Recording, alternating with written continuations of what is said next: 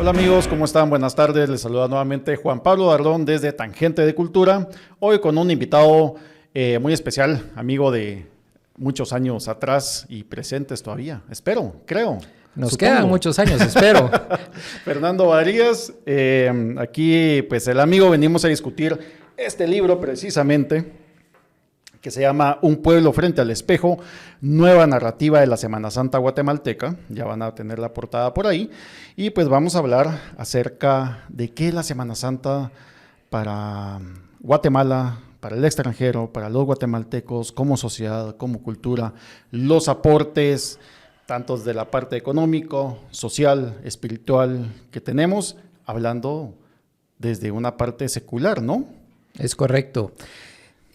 Primero, Juan Pablo, muchísimas gracias por el espacio, por la oportunidad de poder hablar de este tema que es medular para mucha gente en la sociedad guatemalteca. A veces, con la modernidad, con las nuevas tecnologías, se nos olvida un poco qué es importante para el guatemalteco cotidiano, para la cotidianidad del guatemalteco. Y resulta que la Semana Santa viene siendo su fiesta nacional, la fiesta nacional del guatemalteco, que es una paradoja. Porque hablamos de una fiesta en un periodo donde se conmemora la pasión y muerte de Cristo, pasión, muerte y resurrección de Cristo. Pero para el guatemalteco es una fiesta, es el tiempo que espera todo el año, es la tradición que se replica devotamente en todos los municipios del país. No vas a encontrar un municipio en Guatemala en donde no exista una procesión en los días fuertes de jueves, viernes santo. Y realmente es una tradición que, contrario a lo que ha sucedido con la transculturación, que las expresiones propias de piedad o fe popular se van disminuyendo por ese bombardeo constante de nueva información, de nuevas costumbres. La Semana Santa es una tradición que ha ido creciendo y se ha ido fortaleciendo y se sigue expandiendo a las nuevas generaciones. O sea que realmente, y desde nuestra perspectiva, nosotros buscamos abordar este fenómeno, porque lo entendemos como un fenómeno, la Semana Santa. Buscamos abordarlo desde una óptica distinta a la tradicional. Cuando hablamos de Semana Santa, normalmente se habla de ella desde un punto de vista devocional, desde un punto de vista religioso. Pero resulta que la Semana Santa tiene otras aristas y tiene otros enfoques, otras ópticas desde las cuales se puede entender, observar y, lo más importante para nosotros, valorar y entender, ¿verdad? Porque realmente es una tradición que de alguna manera nos cohesiona. Tangente de Cultura llega a usted gracias al gentil patrocinio de Librería Piedra Santa. Piedra Santa es uno de los íconos que ya conocemos nosotros, que tiene que ver con todo el tema de cultura y accesibilidad hacia textos literarios y educativos. Los pueden visitar en sus dos tiendas en Zona 1, en la 11 calle entre Sexta y Séptima Avenida, y la Quinta calle entre Séptima y Octava Avenida, eso en Zona 1. O también irlos a ver a su tienda de Géminis 10, que está muy chula, es de mis favoritas, se lo recomiendo mucho. Al mismo tiempo, Piedra Santa les invita al concurso de Cuéntame tu cuento. Esto es pues para sus hijos. Pueden participar. Las bases para el concurso de Cuéntame tu cuento van a estar en el link de la descripción, aquí abajo. Búscanlas, participen y tienen hasta el 30 de abril, creo, sí, para poder enviar el cuento y pues a ganar pues bastantes premios. Sí, esto lo que acabas de decir me parece muy interesante, porque por lo menos en mis tiempos cuando era joven, yo me recuerdo que tenía 10 años, de eso hace como unos 15 más o menos. Sí, se nota. Sí. Obvio. La Semana Santa era un tema que le correspondía principalmente a la gente mayor y la gente extremadamente religiosa. Entonces nosotros de niños andábamos corriendo, disfrutábamos, claro que sí, todo lo que gira alrededor del tema de procesiones, ¿no? Comida, música, etcétera, juguetes, los chupetes, todo lo que aparece ahí. Pero se hablaba de ello desde una manera de tradición oral. O sea, esta procesión que estás viendo acá es por esto, esto y esto, pero no se había logrado como que reunirlo a través de libros, ¿no? Estoy enterado que es una trilogía, en el cual se hace un abordamiento al fenómeno de la Semana Santa y de las procesiones desde una óptica, pues, lo más cercana a la modernidad posible, y por voces que también están involucradas, no solamente desde la parte devocional, sino también vivencial. Sí, es correcto. Realmente creemos que con esta serie de libros que hemos ido publicando a través de Maíz, de la editorial Maíz y Olivo, que es un esfuerzo colectivo que tenemos con Luis Méndez Salinas, un viejo conocido de este espacio, sí. Mauricio Chaulón, que es un connotado historiador y académico, y tu servidor, pues básicamente lo que buscamos fue abrir la discusión, el análisis de la Semana Santa a esos otros abordajes, ¿verdad? Porque, pues obviamente, quienes resultamos involucrados en la Semana Santa, quienes resultamos siendo cucuruchos o cucuruchas, lo somos por herencia, de nuestra familia, de nuestros padres, de nuestros abuelos. En mi caso, yo soy cucurucho desde los 6 años y recuerdo que mis primeros recuerdos involucrado en las filas de cucurucho son viéndome de la mano de mi mamá, porque ella cargaba el turno de la Virgen de Dolores de San José el Domingo de Ramos en el Portal del Comercio. Entonces yo iba de la mano con ella y estudié también en un entorno que ese también es un factor, pero creo que ha mermado mucho porque la ciudad se ha extendido tanto.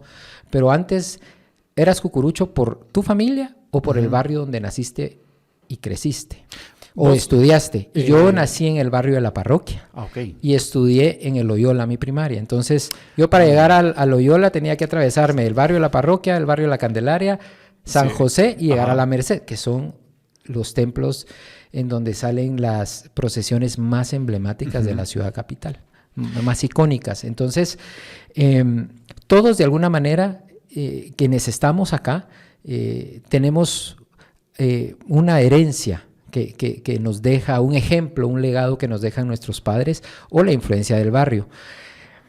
Pero esa herencia siempre va de la mano, va condicionada por ese simbolismo religioso y de piedad de la Semana Santa. Es decir, vas a cargar para redimir tus pecados, vas a cargar para estar bien con Jesús, vas a cargar porque es una manera de acompañar la pasión de Cristo, y te imponen también que tenés que celebrar la resurrección porque es el dogma principal del catolicismo o de la cristiandad. Claro. Pero resulta que al guatemalteco en realidad no le gusta tanto celebrar la resurrección. Es decir, si vos ves las procesiones de Domingo de Resurrección, básicamente son impulsadas por grupos carismáticos.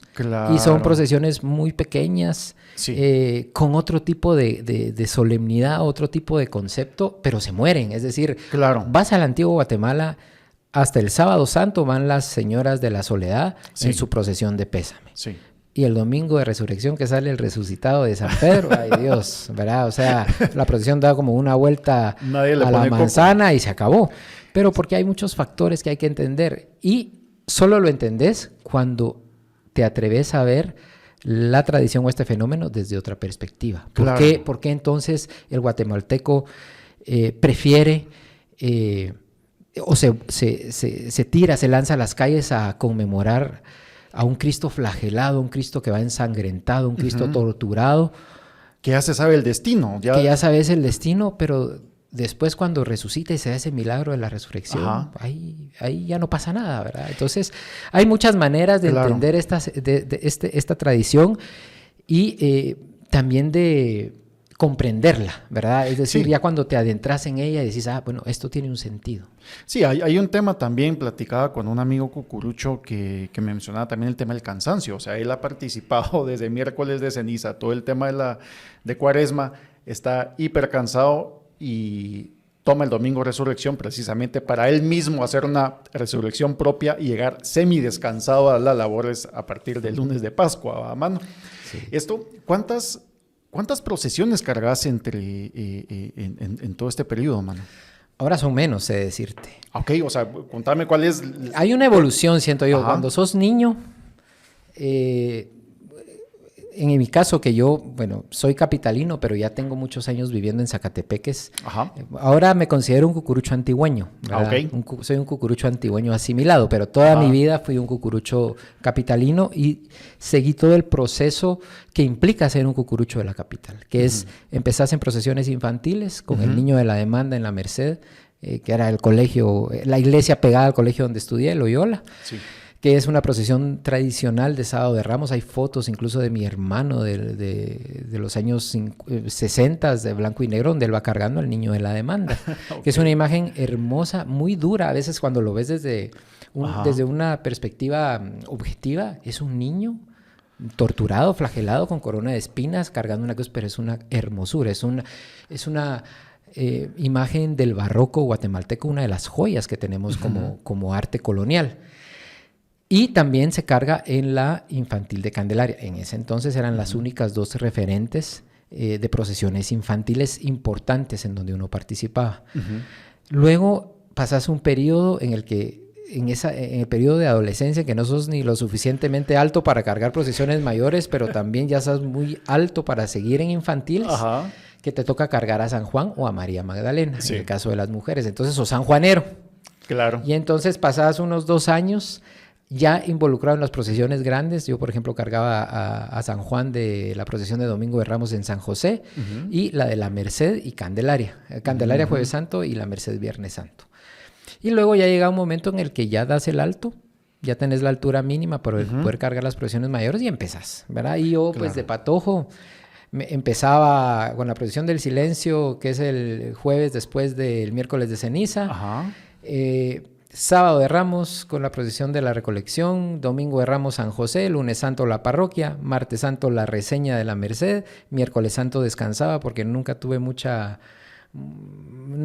clic con Santa Teresa, que es la procesión que sale ese día. Ajá. Luego Jueves Santo Candelaria, Viernes Santo la Merced temprano y Santo Domingo en la tarde. Ajá.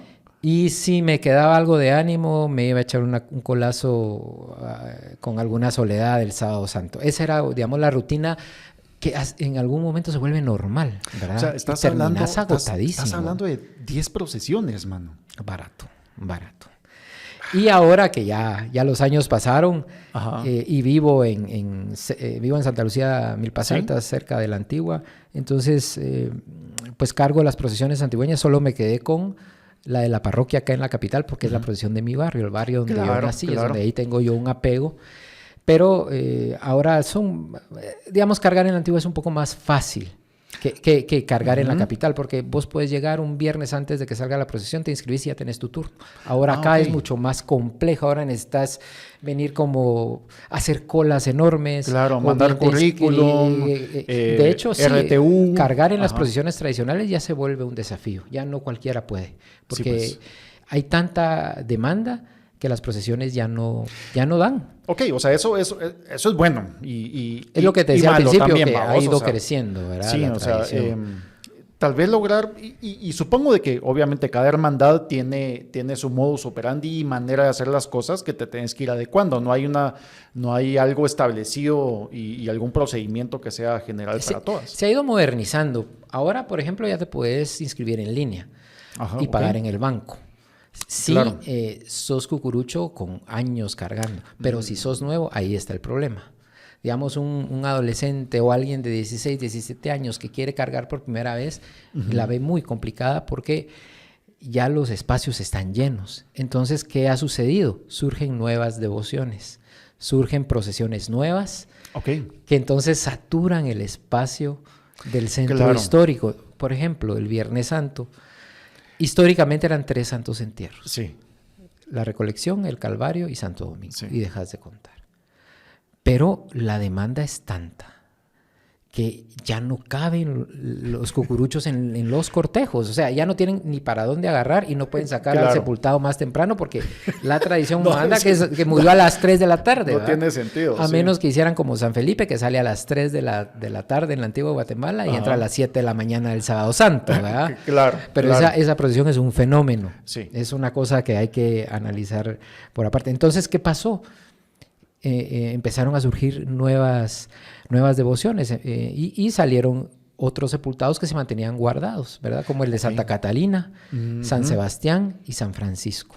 Entonces, irte a meter un Viernes Santo en la tarde al centro histórico es de pensarlo, a menos que realmente seas cucurucho o querrás entender la tradición, te vas a meter, porque lo contrario es una locura.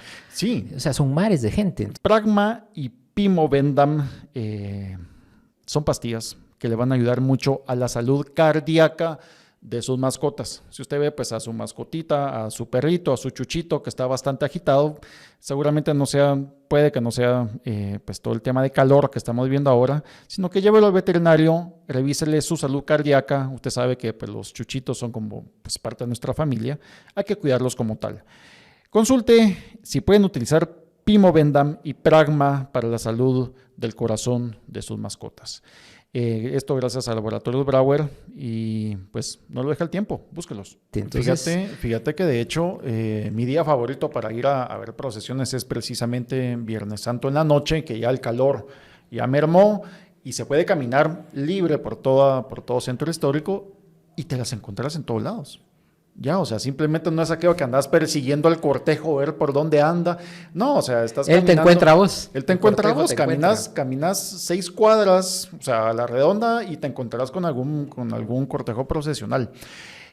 Lo cual para el turista, en este caso como mi persona, es maravilloso porque tenés oportunidad de ver de cerca todo este fenómeno, pero sí, el centro ya se quedó extremadamente corto y hay capacidad para crecer hacia afuera. Creo que el año antepasado, no sé qué procesión salió para Reforma. El Calvario. El Calvario salió para Reforma, dio la vuelta, no sé si Obelisco y enfiló de vuelta, ¿no? Justamente Arnoldo Galvez en el último libro de esta trilogía hace una crónica de ese Viernes Santo que fue del 2021.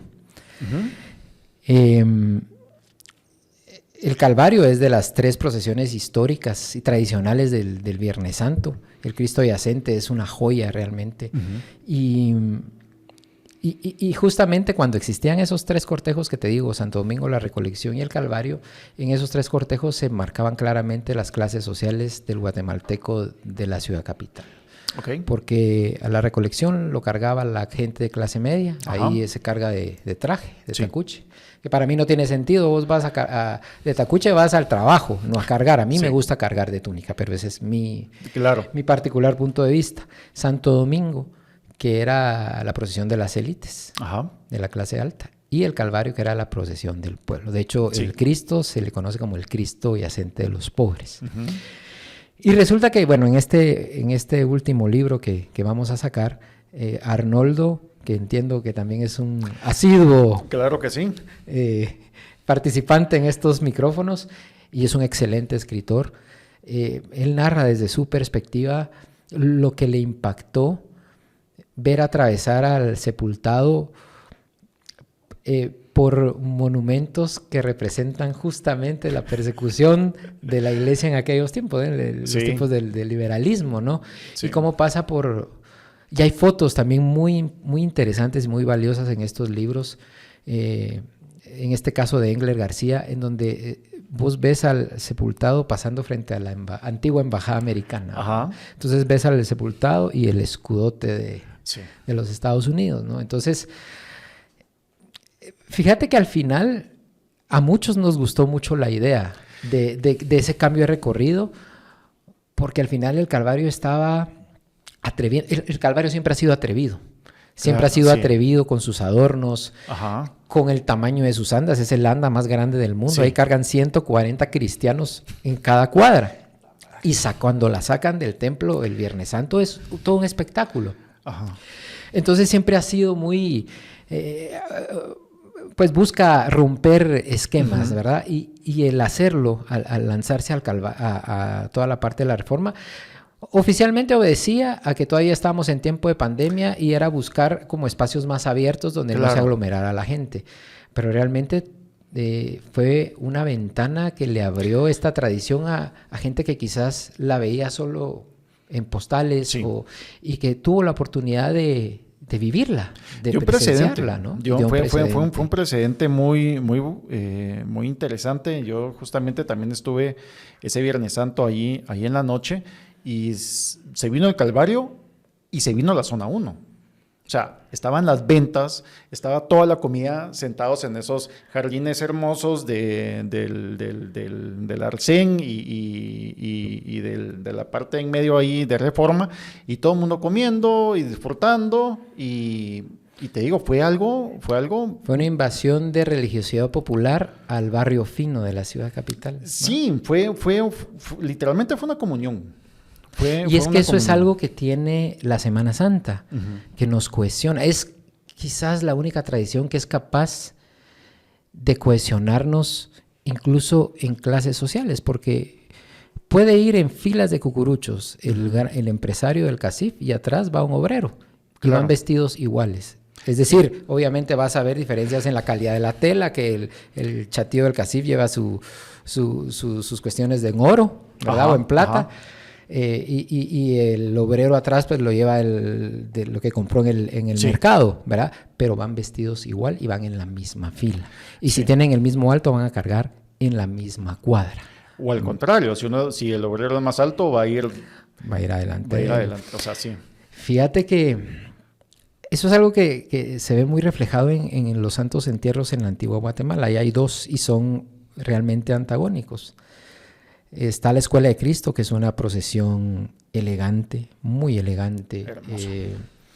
sobria, con muchos elementos sevillanos incorporados en el cortejo. Y ahí ves, por ejemplo, que esa procesión, dentro de la Hermandad de la Escuela de Cristo, está Augusto García Noriega, que fue el de Aceros de Guatemala y que estuvo involucrado en unos casos aquí de la CICIG y demás. Y en contraste está la procesión del Santo Entierro de San Felipe de Jesús, que es una aldea de la antigua Guatemala, una aldea popular, una aldea que se ha ido creciendo producto del desplazamiento de las familias que originalmente vivieron en la antigua Guatemala, pero que vendieron sus propiedades porque algún gringo o alguien se las quiso comprar y se fueron a asentar a las periferias, ¿va? Y una de las periferias es San Felipe de Jesús. Pero resulta que a esta procesión del Santo Entierro viene gente de todo el país. Vienen buses de Quiché, de Totonicapán, de Sololá, a participar en el cortejo. Vienen a ver a sus familiares que cargan o simplemente vienen a acompañar a Jesús. Y realmente ahí ves cómo, a pesar de que la Escuela de Cristo tiene toda la plata, San Felipe tiene toda la gente. Claro. Vos llegar a la salida de Escuela de Cristo es fácil. Sale a las 4 de la tarde, vos puedes caminar por la calle Los Pasos, llegar tipo 3:30 y te acomodas y ves una salida preciosa, conmovedora. Pero intenta ir a ver la salida de San Felipe, tenés que estar a mediodía. Desde las 11 de la mañana ya hay cucuruchos vestidos de negro. Jesús ni ha muerto, pero ya están esperando que salga el Santo Entierro. Y cuando entra la procesión de vuelta a las 6, 7 de la mañana, esa plaza de San Felipe Jesús está a reventar, no cabe un alma. Claro. Entonces, realmente ves cómo se refleja la sociedad, nuestras contradicciones, nuestras asimetrías, ¿verdad? Las ves reflejadas en un cortejo procesional. O sea, ver una procesión es ver un reflejo del país, ¿verdad? Es un pueblo frente al espejo, como titulamos nuestro primer libro. Justamente. Si usted está buscando talento humano para su empresa, su oficina, lo que usted necesite, le recomendamos que busque a transdoc.com. Transdoc.com, pues básicamente es un sitio web que funciona como una feria de empleo permanente en el cual usted va a poder encontrar a los mejores perfiles para lo que usted necesita para su negocio. Puede escribirles a contáctenos@transdoc.com o bien visitar transdoc.com. Ahí va a encontrar todo lo que usted necesite. Búsquelos, funcionan. Así conseguimos al productor. Son 3 libros, Fernando. Un pueblo frente al espejo, Calle, Memoria y Tiempo y La Sacralidad del Todo. ¿Por qué una trilogía acerca de la Semana Santa? ¿Por qué no más? ¿Por qué no solo un gran tomo? Realmente lo que quisimos fue buscar distintas voces, distintos enfoques en cada uno de los tomos de esta trilogía. Nunca pretendimos que fuera una trilogía, de hecho nunca supimos cuántos libros queríamos sacar hablando de la Semana Santa. Lo que sí es cierto es que también queremos abordar otros fenómenos de la cultura popular tradicional del país, porque hay otras celebraciones muy interesantes y con Luis y Mau tenemos pensado sacar un libro sobre justamente este fenómeno que se ha convertido las fiestas de San Judas Tadeo, el 28 de octubre, porque realmente no forma parte de si bien no forma parte de las 3 grandes fiestas nacionales. Dentro de la cultura popular tradicional de Guatemala hay 3 grandes celebraciones. La Semana Santa, el Día de los Santos y la Navidad. Digamos, son las 3 grandes celebraciones del guatemalteco, tradicionales, digamos, celebraciones tradicionales, y que obviamente tienen una naturaleza religiosa. Pero el 28 de octubre, si vos te das una vuelta por la Merced aquí de la capital, es una locura cómo celebran a San Judas Tadeo. De hecho, hasta más que la Navidad, el cueterío es impresionante. Claro. Y la cantidad de gente buscando al santo, por milagroso, por X factores, es una aglomeración inusual. Pero ese mismo día también se conmemora a San Simón en San Andrés Iztapa. Claro. Entonces, queremos como ir analizando también estas tradiciones, que se dan, ¿verdad? Y que a veces nos quedamos simplemente con el prejuicio, ¿verdad? Sí, encontrando esos roces, esas tangentes que se van. Correcto. Por cierto, sí, un niño. Esos temas tangenciales que tienen que ver entre el catolicismo y misticismo. Y sincretismo, ¿no? Y sincretismo, sí, correcto. Totalmente. Y eso inclusive... Eso es Guatemala, ¿no? O sea, es esa convivencia, porque inclusive también, desde ustedes como parte de, creo que pertenecen al grupo de cucuruchos seculares, ¿ya? Yo por mi cuenta también me hago llamar un católico cultural, o sea, no profeso, no voy a misa, pues realmente entre uno más lee, menos cree. Correcto. Pero entre más viejo me hago, también celebro más todo esto. Ya, o sea, ahí yo tengo la memoria y justamente en el tomo 2 yo escribía, el de Calle Memoria y Tiempo, yo escribía de cómo yo participaba adentro del fenómeno de Semana Santa, inclusive también navideño al momento de hacer los nacimientos, todo esto, y a mí me tocaba estar detrás con las tortugas y ser partícipe desde mi pequeña presencia, mano, sobre cómo se generaba toda esa parte de comunidad ahí, o sea, yo lo sigo celebrando, sigo haciendo mi nacimiento, sigo yendo a las procesiones, pero obviamente desde una parte de homenaje hacia esa persona que yo fui, hacia mi familia que ya no está. Es que este tipo de tradiciones, mi estimado Juan Pablo, construyen identidad. Claro. Para mí, es decir, vos puedes ver al mexicano con su identidad tan sólida, tan... vinculados a su himno, a su bandera, al orgullo de ser mexicanos. Y en algún momento, quizás más jóvenes y más románticos, uno aspiraba a tener algo así. Yo quiero sentirme orgulloso de ser guatemalteco. Claro. Es que ser guatemalteco es la mera tos y que gallo nuestra cerveza y la chingada. Y la gran fiesta mexicana es precisamente la independencia. Exacto. Man. Y nosotros no tenemos nada que celebrar al respecto. No. Entonces, ¿qué se vuelven factores de identidad?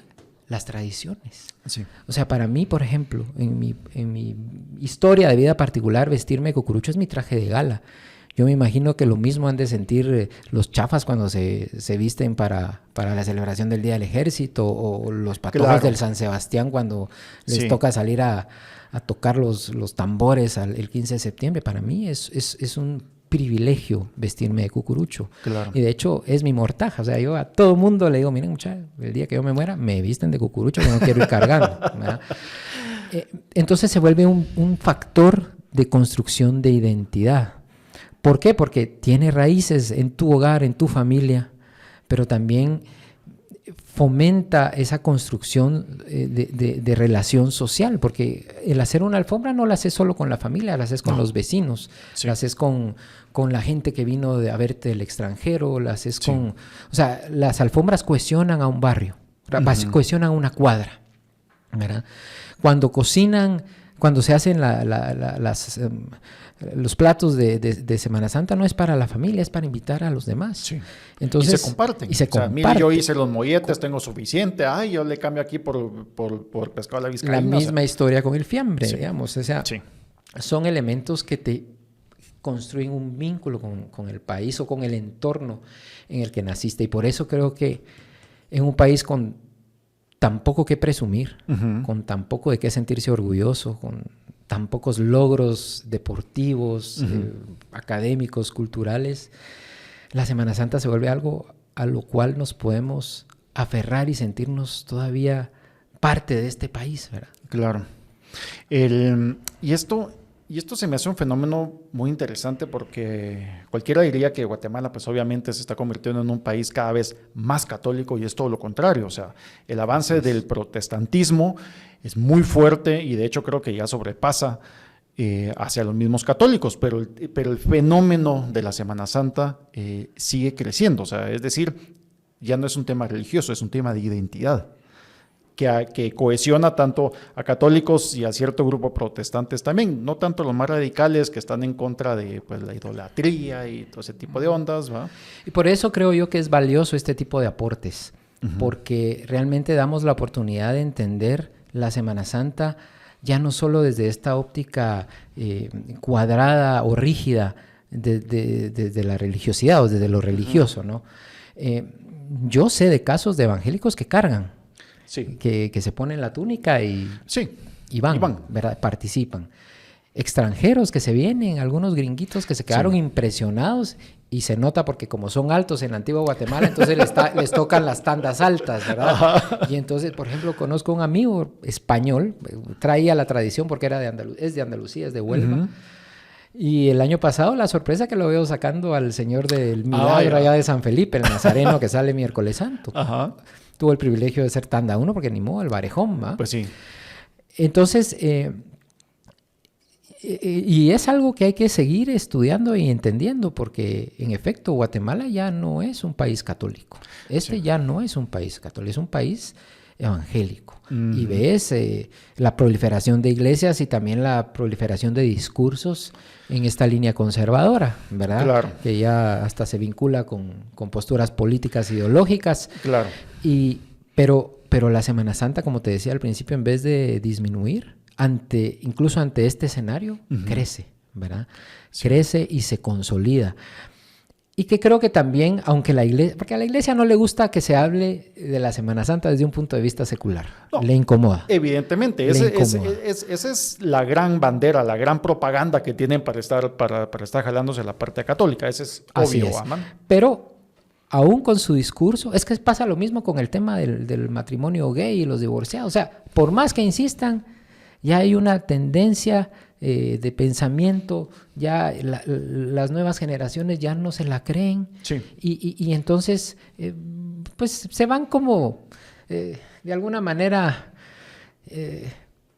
escuchando, pero no tomando posición total respecto a lo que la iglesia dice. Y fíjate que hay un factor que a mí me parece muy interesante, y es que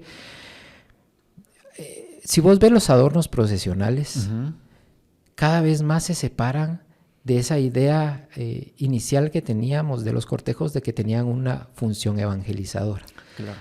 La tuvo, porque por supuesto que en tiempos de la colonia y luego a inicios del siglo pasado era muy práctico y funcional, digamos, plasmar en un anda un pasaje del Evangelio para que fuera comprendido de una manera más fácil, ¿verdad? De manera visual, vos entendés el mensaje de ama a tu prójimo como a ti mismo, por decirte algo, ¿verdad? Entonces ponías ahí a una persona recibiendo el amor de Cristo, qué sé yo, ¿verdad? Era como más literal la interpretación bíblica en los adornos. Ahora resulta que son más abstractos, son más artísticos, obviamente puede que el adorno esté hablando sobre el Rey de Reyes, y ves el adorno y dices, ¿y esto qué tiene que ver con el mensaje? Pero estéticamente es una obra maestra. Claro. Y esto sucede porque ya existen en la actualidad otros recursos que la iglesia Si se pone pilas, debería utilizar para evangelizar, ¿no? Las Exacto. redes, la comunicación. No pelearse con ellos. Y ya no necesitas de las andas. Entonces las andas se vuelven un elemento artístico y se vuelven en lo que insiste Arnoldo en su último texto, se vuelven en un espectáculo, que lo son. O sea, las procesiones son, nos guste o no, un espectáculo que te conmueve, que es capaz de tocarte el corazón, que es capaz de llevarte atrás a tu historia de niño cuando escuchas una marcha fúnebre o cuando ves el paso de determinado nazareno. Sí, pero no deja de ser un espectáculo. Entonces, creo que eso también ayuda a que la tradición se mantenga. Obviamente es verano, sabemos qué significa eso, hay demasiado calor y uno tiene que estarse hidratando constantemente y pues a veces uno se hidrata con cerveza, con bastante cerveza. Y una tras otra, y eventualmente pues eso pues nos puede dar como que dolor de cabeza. Pero para eso le recomendamos PariSmart de Laboratorios Himalaya. Usted con la primera cervecita se toma su PariSmart, es un producto totalmente natural y pues al otro día está como que sin nada, listo para ir a cargar las procesiones 2024. Total, y el tema de la Semana Santa en Guatemala y el tema de las procesiones, como mencionabas, ha dejado de ser exclusividad de la Iglesia Católica y el pueblo lo ha tomado, lo ha asumido como tal, lo ha asumido como propio. Y es una demostración colectiva, es un ejercicio del ser social, ya la Semana Santa. Pasa algo y no, en Guatemala no es el único país del mundo en el que se hace procesiones, ya. Justamente que mencionaste España, contrario a España, que allá es un tema más turístico, se hace en función de la foto. Acá también se hace, pero sí hay una cuestión devocional mucho más fuerte. Y la parte del viaje del cristiano per se, o sea, acá se encuentra un tema de sociedad, de cultura, de comunidad. Vos tuviste oportunidad de hacer el Camino de Santiago también y es una aproximación también al ser cristiano o al conocer qué es lo que significa eso, pero desde la soledad. ¿Cómo está esas posiciones diametralmente opuestas respecto de la búsqueda de la fe o entender el fenómeno? Mira, yo crecí en una familia católica, crecí en colegios católicos, me formé en colegios católicos. Pero hace ratos dejé de serlo, de profesar y de practicar la religión como tal. Sí. Mi vida me ha llevado a experimentar un proceso de evolución y diría yo de madurez emocional y espiritual que me ha permitido ir entendiendo que no necesito de una religión para sentirme en paz. Sí. Básicamente yo me quité el peso de la culpa, que es el pecado, es decir... Sí. Entiendo que soy responsable de mis actos, más no culpable. Es que hay una diferencia entre sentirse culpable a sentirse responsable. Sí, yo lo que veo es que es una posición bastante libertina, bajo mi criterio, si me dejas decir, fíjate. ¿Ah, sí? Lo siento, vengo a confesarme. No, y entonces, al cambiar ese enfoque, yo me permito, como hago con la Semana Santa, acercarme y vivir lo que alguna vez sí provocó en mí una cercanía con lo divino. Y el camino de Santiago, para mí, no tuvo ninguna razón religiosa, más sí espiritual. Sí. ¿Verdad? Sí, son dos cosas distintas, ¿no? Son dos cosas distintas. A pesar de que es un recorrido, un peregrinaje con alto contenido católico. Claro. También lo es histórico, es un trayecto medieval, pues. O sea, yo recorrí por calzadas romanas del siglo VI. Claro. Y pasar por puentes medievales que tenían 1000 años ahí. Sí. Y no se han movido. ¿Cuánto caminaste? 1000 kilómetros. 1000 kilómetros. Un poco más, porque empecé en Saint-Jean-Pied-de-Port, que es la frontera con Francia, y terminé en Finisterre, que es el lado de Galicia que pega al Atlántico. Ok. ¿Al Atlántico es? El Pacífico. El Pacífico. No. El Atlántico. Y, digamos, son 5 días más de camino desde Santiago a Finisterre. Pero ya habías caminado. Bueno, yo ya necesitaba seguir caminando después de todo eso. Pero digamos que para mí fue la recompensa a toda una vida de triunfos y fracasos, de experiencias, de errores y de aciertos. Y fue como darme la oportunidad de decir, bueno, a partir de esto voy a comenzar mi vida de nuevo, a verla desde otra perspectiva, a vivirla de una manera más relajada. Y digamos que podemos hacer una analogía entre caminar en solitario 1000 kilómetros a caminarte una procesión 9 horas. Claro. ¿Verdad? Porque al final no depende tanto de con quién vas. En el camino de Santiago te haces de amigos. Hubo muchas veces que caminé solo. Sí. Pero otras partes del camino fueron con gente que conocí en el trayecto, gente de distintas partes del mundo. Muy pocos lo hacían por motivaciones religiosas. Muchos lo hacían porque así es el camino. Va gente con distintas motivaciones. Sucede lo mismo que con las procesiones en Guatemala, ¿va, man? Sucede lo mismo. O sea, ahí ves una analogía. Van por distintas razones. Pero al final el objetivo común es llegar a un punto en donde te reencontrás con algo que tiene que ver con tu paz. Y creo que lo mismo pasa en los cortejos. Es la búsqueda de un reencuentro con tus ancestros, con tu historia, con lo divino, con Dios si sos religioso. Es una manera de acompañarlo en esos momentos de duros, ¿verdad? Difíciles de esa tortura que pasó Cristo en el camino al Gólgota. Y es una manera de... En el caso de los hombres, vos ves que también muchos hombres que no han tenido la oportunidad de codificarse, podríamos decirlo, se atreven a llorar. Vos ves gente macha que... Es que hay un perfil, ¿no? Cucurucho, futbolero. Bolo. Ajá. Y machista. Claro. Hay un patrón conservador. Pero fíjate vos que en las procesiones se dan la libertad de llorar, de abrazar al hermano, a un desconocido. Claro. Y entonces ahí ya se rompe el prejuicio de yo no puedo llorar a la par de un hombre. Sí, pues. Yo no me puedo permitir que me vean vulnerable. Ajá. Ahí se sueltan, al menos en un rato, a lo largo del año. Que son un par de lágrimas, aunque sea dos sollozos, pero se logró. Pero se logró. Entonces, yo creo que eso es lo más valioso de este tipo de tradiciones. Que al tocarte el alma, al tocarte el corazón, tocan tu conciencia. Y entonces algo distinto se genera a partir de ese momento. Ojalá fueran más experiencias de este tipo. Seguro. ¿Verdad? Para realmente generar una evolución espiritual en cada persona, ¿no? Y entender de que siempre el camino está. Siempre hay posibilidad de volver a comenzar, ¿verdad? No importa por lo que uno haya pasado, por lo que uno haya vivido, los errores que uno haya cometido.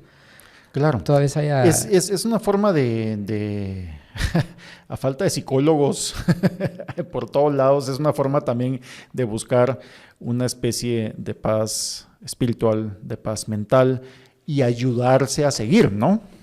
Es correcto. Fíjate que yo vamos a ver si lo logro ubicar, pero yo en este libro de Calle, Memoria y Tiempo hago una crónica sobre la Semana Santa antigüeña, vista desde unos nuevos tiempos y desde una mirada pues un poco menos religiosa.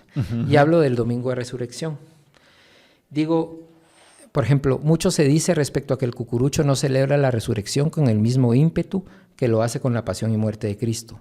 Sobre el tema se puede argumentar muchas cosas, mas yo creo entender el porqué. A un amigo se le acompaña en las malas, cuando atraviesa sus peores momentos. Si se está en las buenas, el amigo no necesita tanto de nuestra compañía, e insistir en estar puede interpretarse como una búsqueda por interés. Es en las malas donde los verdaderos amigos se conocen. Por eso dejamos a Jesús en el sepulcro. Ya sabemos que va a resucitar y que ahí estará presente para quien cree y sigue sus enseñanzas. Mientras tanto nos guardamos las lágrimas y las túnicas hasta el otro año. Claro. O sea, lo dejamos en el sepulcro.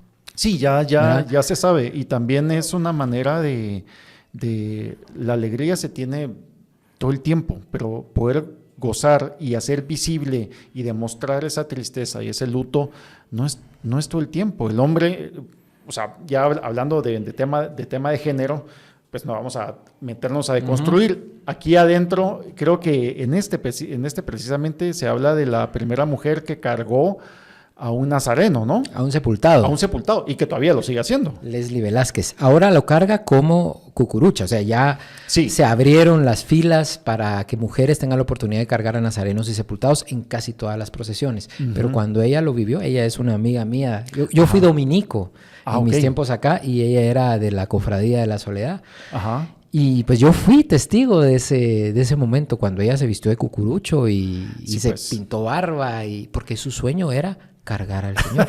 ¡Qué genial! Y lo hizo, y tuvo la valentía, y a pesar de la innumerable cantidad de desprecios que tuvo, de cuestionamientos, lo hizo. Y marcó un paradigma, porque ahí se empezó como a romper una brechita, ¿no?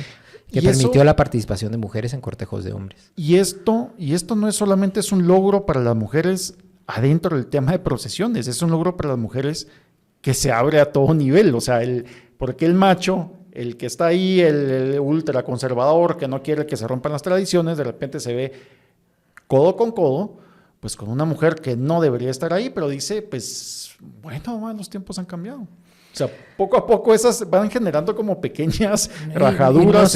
No sé si viste en redes algo que me pareció muy interesante, y es que había una pareja de jóvenes que fue a cargar al Señor de San Bartolo este domingo, pero son pareja y andaban de la mano y se toman una foto de cucuruchos tomados de la mano.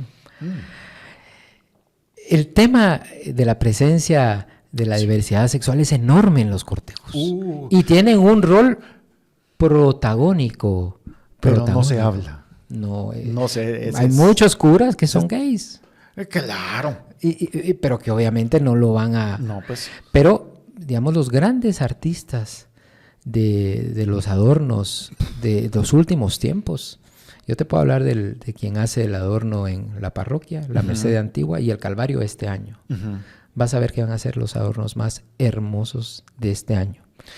Y la influencia de este grupo es enorme. O sea, a ellos se les atribuye la estética, el buen gusto, la interpretación, digamos, cómo interpretan el Evangelio con una cuestión estética. Y lo logran de maneras magistrales. Sí, o sea, eso se vuelven obras de teatro que van caminando. Y que contribuyen a esa emotividad colectiva. Pero ahora además ya hay una mayor apertura, ya puedes andar de la mano con tu... Sí. Y si bien va a haber gente que va a criticar, que le van a chiflar, le van a decir, respete, está en una procesión. Exacto. ¿Verdad? Eso Cristo no lo aceptaría. Ahí está. Y poco a poco esas grietas se van a ir abriendo más y más. Todas estas anécdotas, esto y todo lo que estamos hablando, están en estos 3 tomos. Nos falta el primero. El último. Nos falta el último, perdón, sí. El cual se presenta el día de mañana, jueves 20. En la catafixia, a las 7 de la mañana. A las 7 de la noche. Jueves 21, jueves de Dolores. Jueves 21 se presenta en Zona 1 en la librería Catafixia, en el Pasaje Rubio, Zona 1, casi que a la par del Portalito. Es imperdible, es una librería muy bonita, ahí les va a aparecer a las 7 de la noche. ¿Quiénes son los que participan en la presentación? Bueno, ¿qué encuentran ustedes acá? No solamente anécdotas, sino que también encuentran fotografías, documentaciones, análisis. Si ustedes de verdad quieren conocer de qué trata la Semana Santa, busquen estos 3 tomos, se los recomiendo muchísimo. Es un documento antropológico, historiográfico, periodístico, inclusive artístico, o sea, porque hay unas fotografías que mis respetos. De hecho, te dejo estos 2 ejemplares para que los sortees entre los seguidores de Tangente, ¿verdad? Es una buena lectura para estos tiempos. Si no van a salir o si se van a ir a la playa y les gusta igual seguir leyendo mientras están echados en una hamaca. Acá tenemos para rifar. Vamos a pensar bien la dinámica sobre cómo hacerlo para que tengan los 2 libros. Los vamos a rifar acá entre ustedes para que se puedan entregar, creo que día lunes, todavía, ¿no? Sí. Un saludo a Carlos, nuestro jefe de producción. Él es la mente maestra detrás del escenario. Él pues coordina más o menos como a unas 60 gentes que están ahí detrás, que son los sí. No se callan vos. No, sí. Afortunadamente ya los hemos llevado pues para que se vayan adiestrando. Y bueno, este libro se presenta mañana jueves a las 7 de la noche en Catafixia. Lo presentan, ¿quiénes? Va a estar presente, ya te digo,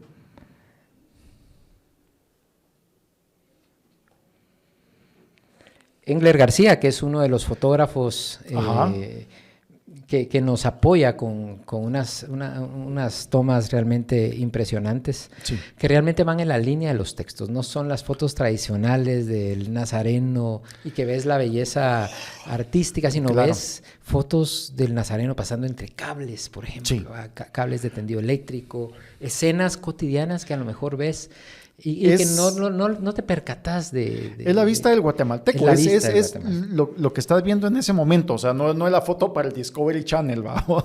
Correcto. Va a estar Carmen María Alvarado. Ok. Juan Pablo Gramajo. Ajá. Sí, un abrazo al tocayo, al JP. Correcto, que además es pariente lejano de Salvador Iriarte, uno de los grandes músicos de la Semana Santa. De hecho, sobre ese tema...